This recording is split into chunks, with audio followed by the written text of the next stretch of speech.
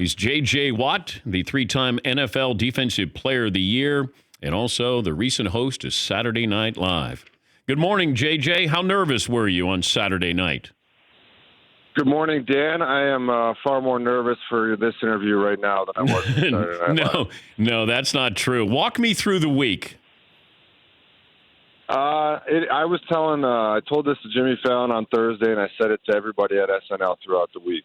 I wish everybody could go through that to see and understand and appreciate what happens at Saturday Night Live and how they put on that show every week. I mean, you start on Monday, and it's some introductions and stuff like that, but you don't pick the skits that you're going to do for the show until Wednesday night at like 9 or 10 p.m. So they don't start building any sets, any costumes, anything until basically Thursday morning. And they get all of that ready for Saturday night, and it is a wild process to watch. It is a wild process to experience. It was really cool to go through because it's so impressive what they accomplish in such a short amount of time. What's the latest you stayed up, the longest day you had? The longest day by far was Friday. So Friday is the day that you do the pre-tapes. So we went to Citi Field, and we shot in the morning. We shot the Robbie sketch, the fake Rudy. And then at night, after rehearsals all day, we went back to Citi Field, and we shot the fake men's skincare commercial. And so I started that day. I woke up at probably 5:45, 6, and I got back to my room at 3:15 in the morning. What was the script you read where you go, uh-oh?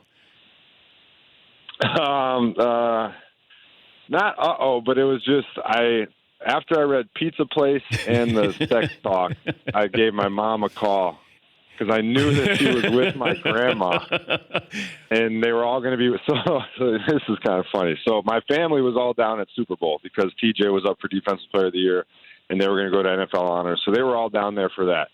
And they were staying at the Gatorade Hotel because we're all Gatorade athletes, and Gatorade put us up. And Gatorade turned their boardroom downstairs into an SNL watch party suite. So it was my whole family, all the Gatorade people, my parents, and my grandma were going to be watching SNL. And I knew this.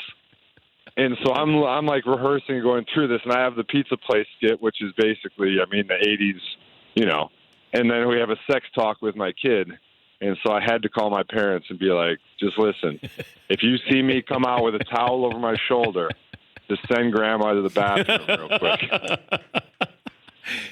And, of course, you don't get any money as the pizza delivery guy. It's all about getting sex. It's favors. That you get favors, yeah. Right? Yeah. No, absolutely. And I never bring back any cash, and there's always something wrong with the pizza. Yeah, it's great.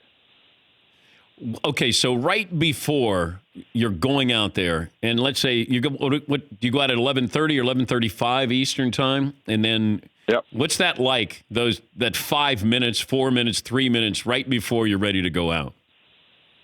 You go. They take you through all the back pathways to get you back up behind the door to come out, and then you're standing behind that door, just listening to the band play and watching. There's a little monitor back there that you can watch the intro on. And there's two ladies that are unbelievable that lead you through the whole day. So there's this woman named Donna, and she literally is responsible for getting me from set to set to set and changes and costume changes and everything. So it's an hour and a half show, and I think I was in 9 sketches or something like that.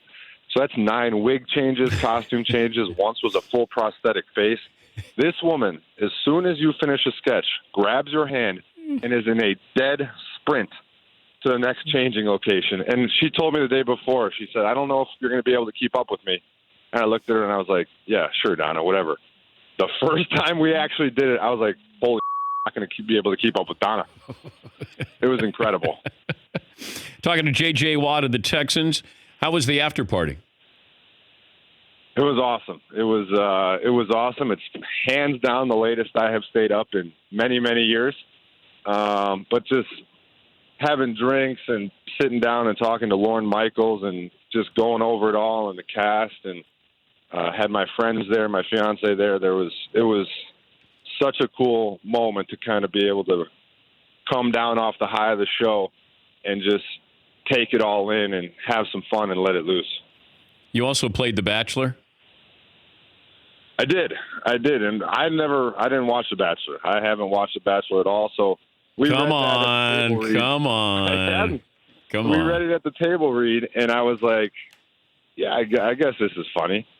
And then the first time we did it at the dress rehearsal, it went crazy. People laughed like crazy, and I was like, oh, I guess this is going to go over well. And then we did it live, and it went over really well. So Monday night this week, my fiance goes, we should watch The Bachelor just to see how accurate it was. Dan, do you know that The Bachelor is a 3-hour show? Hey, you're in love now. You have to do those things. I mean, we started watching just for 10 minutes, and by the way, the character was accurate. This is crazy. It was very accurate. But my fiance, she's never watched it before either, and she was honest about that. And after 10 minutes, she goes, uh-oh, I'm hooked. And I was like, oh, no. So now you know what I'm doing next Monday, Dan. 3 more hours of that guy. Did you watch the Super Bowl? We were actually flying back from New York City for most of it. So we got back for like some of the second half. But no, I didn't get to see the whole thing. What did you think? I mean, the Chiefs did it again. They've had an incredible run, obviously, with comebacks and being able to really put it all together while being behind and finding a way to come back and make some incredible things happen. And they did it again. And I think it's very, very impressive what they did, and they obviously deserve to be champions. Have you looked at that game that you guys had with the Chiefs? Yeah, I have. Is there a moment where you feel like it just slipped away, or you could feel like it was turning? I mean, it was just tough all around. I mean, they played really well, and obviously as the game went on, we didn't play very well. And so, no, I can't say that there was like exactly one moment, but it's not fun to watch. I can tell you that much. What's the scouting report on Mahomes? He's great, man. And he can do some things. I don't know if you've heard, guys. That's the scouting report. Hey, Paulie. I don't know if you've heard. Let's clip Write this. That down, McLovin. Yeah. Make sure you clip that and send it out to everyone. J.J. Watt scouting report on Mahomes. He's great. Okay. No, the guy can do a lot of different things, and I think one of the most impressive things about him is he obviously has incredible arm strength, and so what that does is it gives him the ability to do some different things in the pocket. So if he gets in trouble, if he feels pressure, he can drift out of the back of the pocket even up to like 10, 15 yards deep if he wants to, because he can still make every throw because his arm is so strong. So for pass rushers and people trying to put pressure on him, you put pressure up the middle or you went on a pass rush move inside, he's just going to drift out the back of the pocket or drift out to the side, and he can still make any throw. He can throw it 50 yards downfield. He can fire one in right across the middle.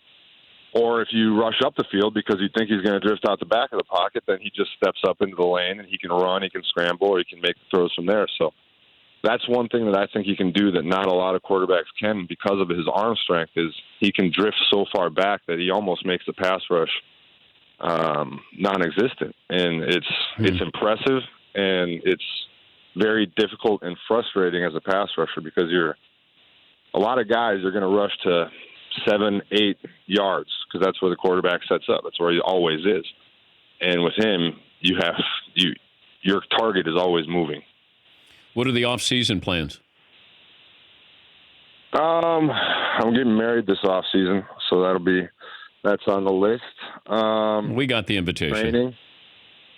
Yeah, no, I know you guys saw it. I was in New York City all last week, and I knew you guys were in Miami, so the man cave was empty, and I just kept waiting for hey man, if you ever need to use it, it's open and it's free. The key's under the mat. Yeah, never got that. So that's implied. I mean, I sent it out to your brother.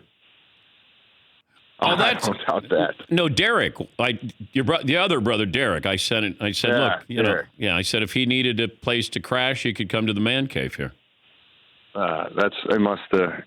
he doesn't talk to me, so that's much of what happened. No, I get it. So, if you need somebody to there, maybe give a speech. I'm good at speeches. That I give a speech maybe at the wedding. You let me know. You know what I do? I feel like that. This is what I'll do for you. Free. I will announce the wedding party. That's it. That's all I'll do. I won't even stay. That'd be great. Are you a rehearsed speech giver, or are you a paper speech giver? Or no? I'll go as scripted. Right.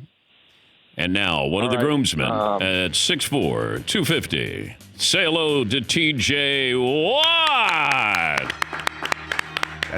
What do you think? I have chills. I'm going to need the height and weight for your fiance. What? Yeah, she'll love that. And it bride. And here's the bride's mother. But I'll do that free of charge. I won't even stay for the wedding. I'll just, I know there'll be an open bar, but I won't even stay for that. I'll just go in there, and it would be my gift to you. I'll be the public address announcer, and then I'll go. Oh, it'd be great. Yeah. If Seton could stop by so I could smash another pie in his face. Whoa. Since we've done that. So you know what? It's like instead of the cake. Wedding cake, instead of smashing it in your fiance's face, you do it for Seton. You smash him. I mean, guys, this is shaping up to be a great wedding. I don't know how we haven't had this in the works for years. And Todd will be creepy. He'll hug all of the bridesmaids. Yes, Todd. Todd, I forgot to mention this. I knew this was coming. Should we bring up? Yeah, go ahead. It was coming. Wait, what happened? Yesterday, we were texting. Todd was trying to set up, get me on the show here, and we were texting. And Todd said, "Is there anything you want us to promote on the show for you, or anything plug?" And I said, no, I don't really have anything to plug. Just my ravishingly good looks, as a joke. And then all of a sudden, Todd texts back and goes, "No arguments there, my friend. You are truly handsome." Back off, Todd. All right? Todd. I got caught up in the moment. I was all excited. I was communicating with a friend. He was coming on, and I believe the exact words were, "No argument here, handsome," is what I have on my text. Oh, yeah, that's what it was. Oh, my God. Yeah. I'd like to apologize. I had to delete the text because I didn't want my fiance to see it. I was a little worried. I thought we had a moment there. Obviously, it was a one-sided situation. Hey, thanks for joining us. You did a great job on SNL, and obviously, good luck in the offseason there. Thank you, guys. You guys have a great day. We'll see you soon. That's J.J. Watt there. For more Dan Patrick Show, tune into Audience Channel 239 on DirecTV. Stream for free on BR Live or download the Dan Patrick Show app.